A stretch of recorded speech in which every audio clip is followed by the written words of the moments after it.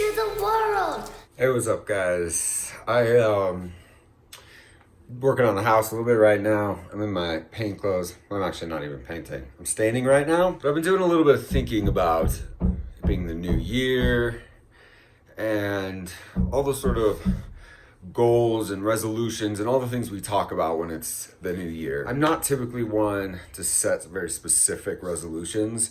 I've done it in the past, but I feel like every time that I've given myself specific resolutions, I'm setting myself up for failure because I have no idea what the new year is going to be or what life is going to throw at me.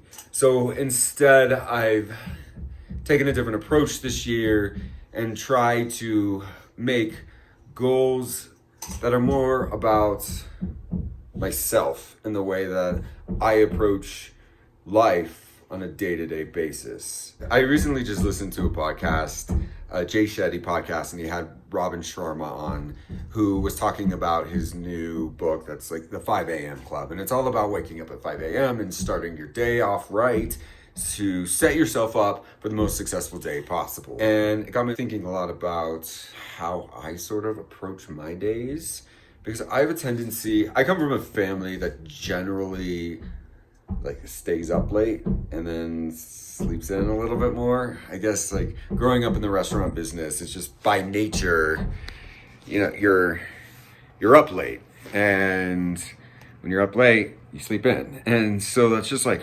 always who I've been as a person. That's kind of, I've just always slept in, and I don't know, a late starter, I guess, to the day. This podcast really got me thinking, and especially being that we live in a more rural setting and I don't work in the restaurant industry, so I don't really have an excuse. I decided to try the 5 a.m. thing. Today was actually day number 1. And they also said something interesting, that it takes 66 days to instill a new skill or habit and to make it become a habit. So today's day 1.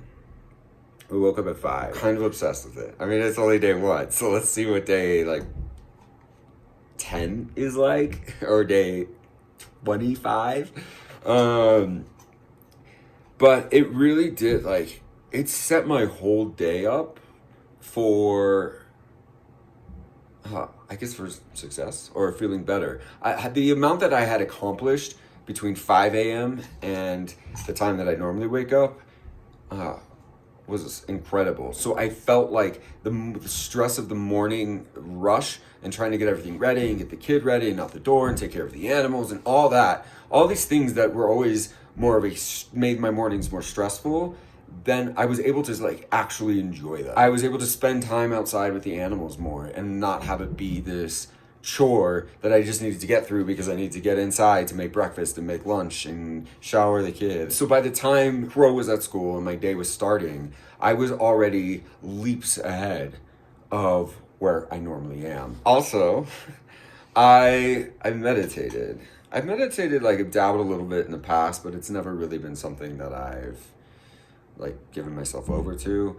And again, today's only day number 1, so we'll see. I did take the time, and I did find it very beneficial just to be able to take the time to sit and let my mind clear, deal with some of the things that were going on in my head, and then approach my day with a little bit clearer mindsets. Doing all that this morning led me to thinking about making it a year of looking inward and doing the work on myself and seeing how that changes my life outside and around me. And real quick, while we're talking about the new year, I want to take a second to talk about our sponsor, Skillshare. They want to make 2020 a year where you can explore new creativity, deepen your passions, and just get lost in all things creative. Skillshare is an online learning community that offers membership with meaning. They have classes from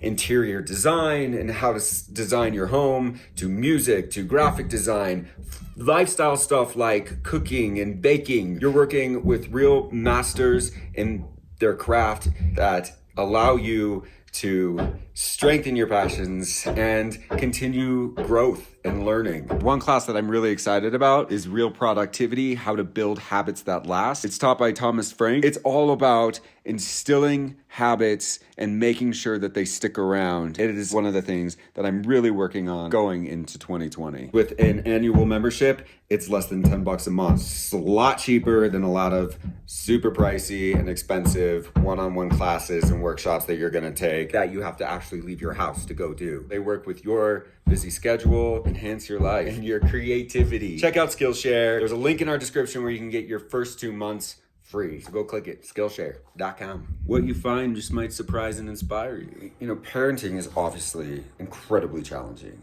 It is one of my things that I love most that I've ever done in my life. I feel like instinct, or I don't know, just natural to try and control the situation and trying to deal with parenting by making it something that's like about what's outside instead of turning in and realizing like, how is the work that I'm doing on myself actually affecting my parenting and affecting my son and my husband and the people around me. When a difficult situation approaches and I'm getting frustrated because he's not brushing his teeth and he's supposed to be brushing his teeth or something like that, it's so easy to want to just control it and try and stop it instead of looking in and going, okay, I'm not here to control him. I'm here to just help and guide and coach him through life. And just sort of like shifting the perspective a little bit will change the way that I parent and the way that he receives the information that I'm trying to give. And I've been working on a little bit over the past few weeks. I've seen it clearly making a difference. And so I want to further explore that as a parent, as a husband, as a friend, as a brother, as a son, and see how that affects my life and the people around me and the things that I'm trying to achieve and the goals and everything that I hope for in life, but also like in the new year. Blue was out of town over the weekend, so I had a lot of alone time. So I did do a lot of listening to podcasts, a lot of thinking. It's amazing how much alone time can do good for you. Anyway, that's kind of like all I wanted to share with you guys, and I was curious sort of what your thoughts are on waking up early, being an early riser versus being a late riser, about looking inward as opposed to outward. What are you guys working on for 2020? And what would you like to see happen? And how are you going about making those changes? I know it's gonna be a good year.